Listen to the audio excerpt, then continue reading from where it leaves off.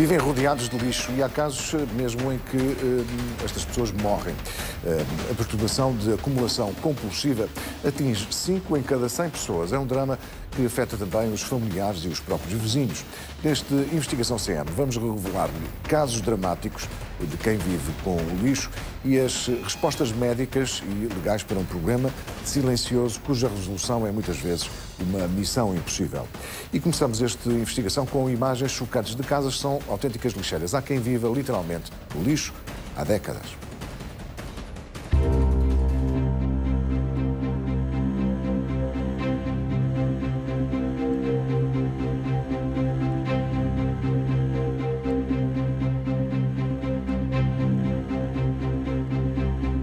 Aquilo que vê nas imagens é o resultado da perturbação de acumulação compulsiva. São toneladas e toneladas de lixo de todos os géneros e feitios. Este é um problema que afeta 1 em cada 10 pessoas. São acumuladores, não conseguem livrar-se dos objetos porque têm medo de vir a precisar deles no futuro. Criam uma ligação emocional. Este era o rei dos resíduos. O rei dos resíduos por Timão. Recordista de resíduos em Canberra. Com mais resíduos diversificados.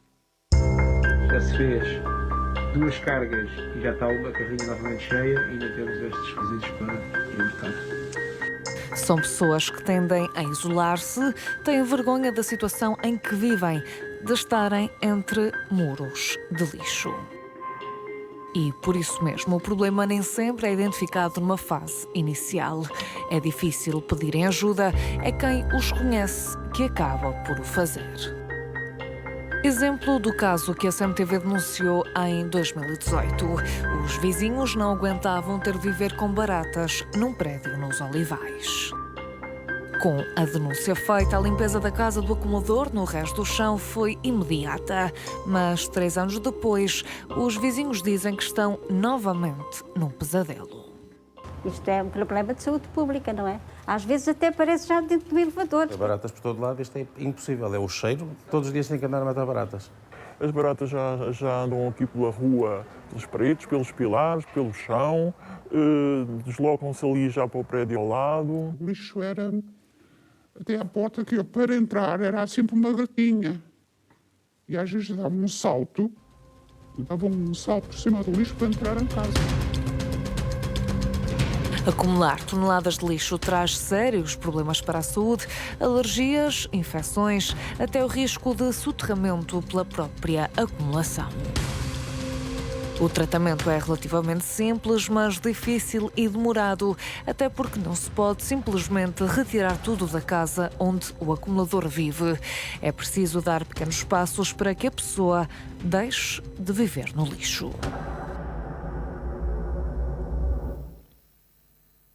Agora, nesta Investigação CM, revelamos-lhe o sofrimento de quem vive paredes meias com um acumulador.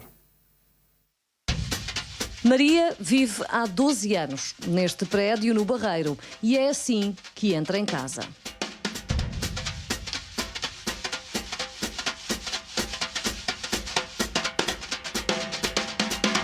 Depois de chegar a casa, certifica-se de que a porta por dentro está também livre das baratas com que teve de aprender a conviver. Os 2 produtos em spray que tem sempre em casa são estrategicamente colocados à entrada. É que Maria vive porta com porta, com um acumulador compulsivo. Comprei a casa há 12 anos atrás. A casa estava toda remodelada, estava a um preço espetacular, estava no paraíso. Passado uns 2 anos, no máximo, o meu vizinho do lado voltou da sua profissão do estrangeiro e aí começaram os problemas. Senhor Sobral, bom dia.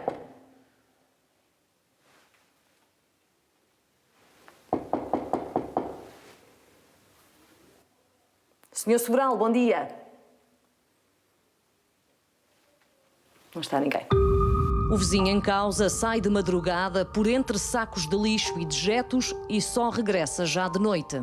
Traz da rua, ele todos os dias traz 1, 2 sacos da rua, do lixo, tudo e mais alguma coisa. Isto é, eu já cheguei a levar lixo para baixo, para o contentor do lixo, e passado 2 dias ele estar à porta do meu vizinho. Lixo meu e dos meus vizinhos do prédio.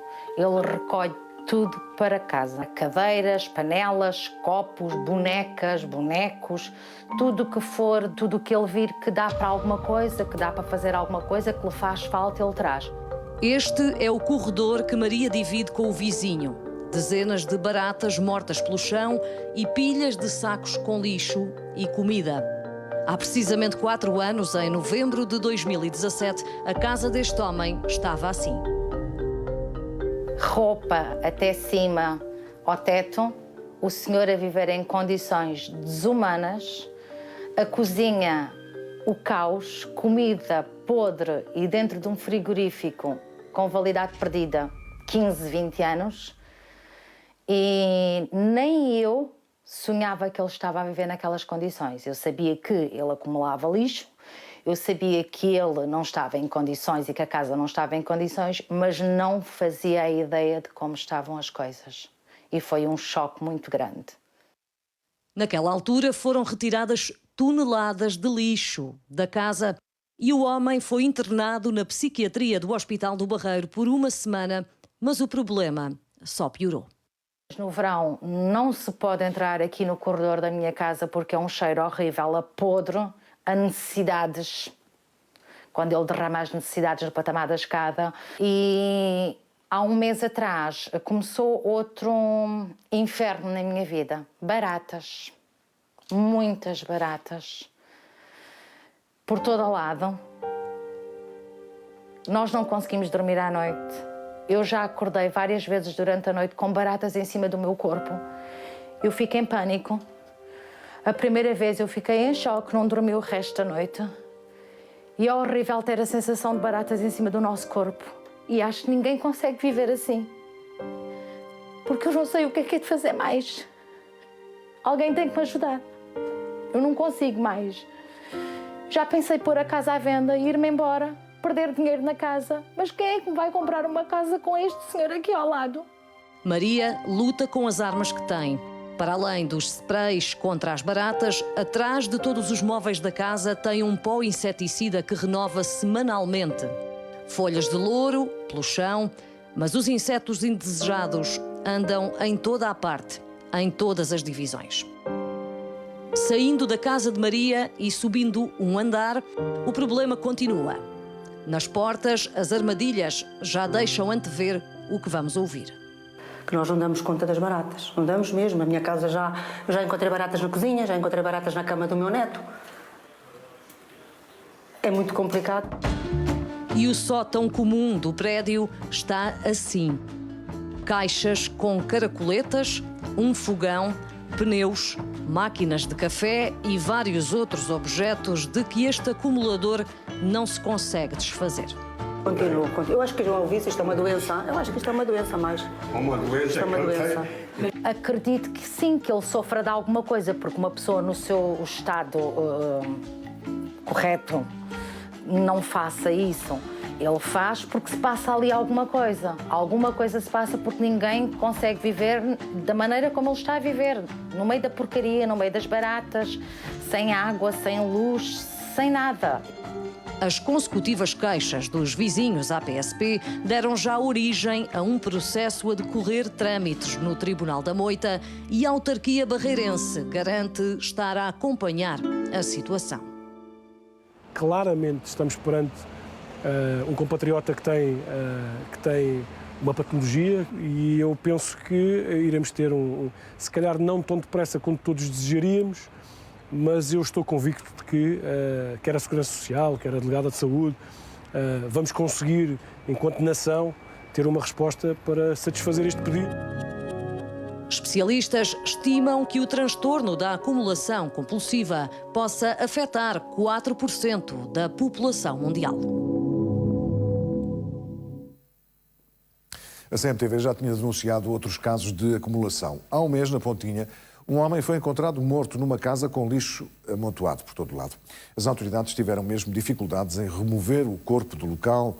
E em Sesimbra, 2 menores viviam no meio da sujidade e excrementos. Alertamos os espectadores mais sensíveis para estas imagens. Aqui, a sala de estar de uma vivenda na Quinta do Conde, em Sesimbra. Só imagens a que o Investigação SEM teve acesso e que mostram o estado da casa onde vivia uma família.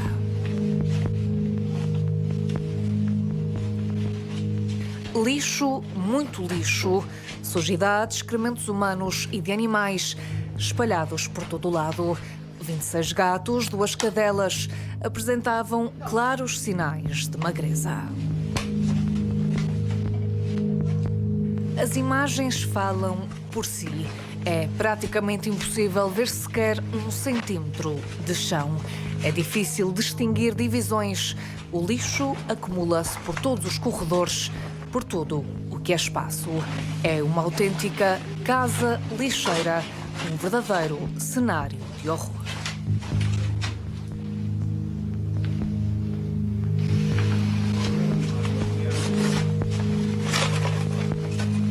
Imagens chocantes e agora na cozinha desta casa. É impossível descrever o que se encontra, mas há uma explicação. Trata-se de acumulação compulsiva.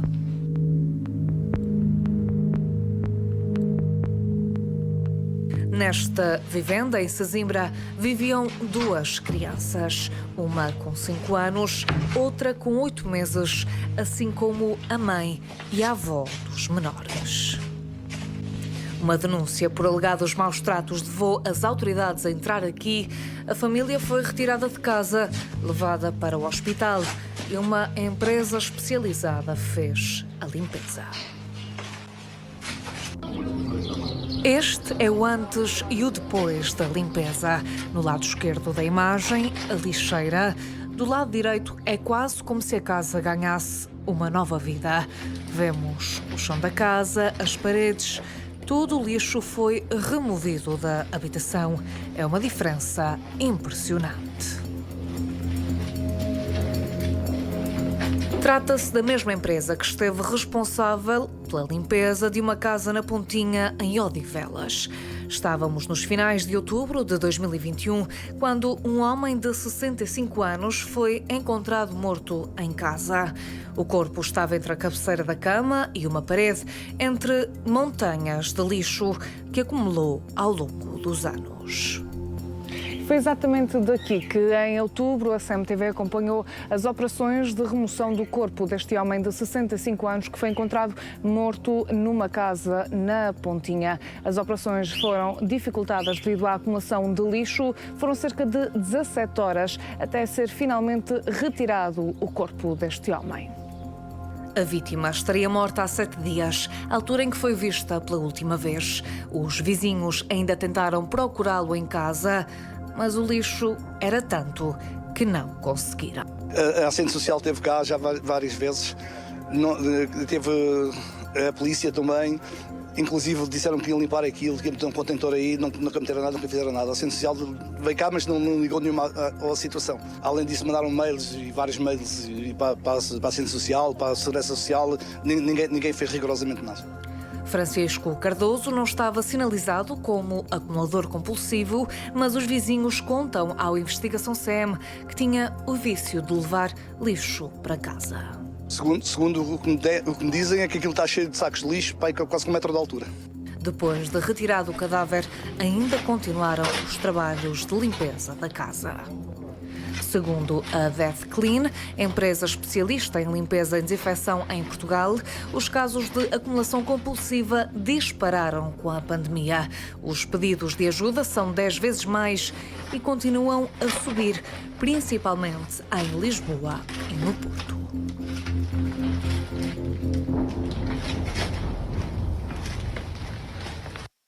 Os acumuladores compulsivos têm dificuldade em desfazer-se das suas coisas, mesmo que já não sirvam para nada. Recolhem até objetos aleatoriamente que encontram no lixo e que acreditam que vão ter utilidade no futuro. O tratamento pode levar anos. Jornais atrás de jornais, lixo atrás de lixo. Olhando para esta imagem, é normal que se questione para que serve tudo isto. Mas quem é acumulador compulsivo não consegue ter este pensamento. Acumulam de tudo e atribuem um significado, algo para conseguir justificar, mesmo perante os outros, a utilidade do objeto. A perturbação de acumulação compulsiva atinge 5 em cada 100 pessoas.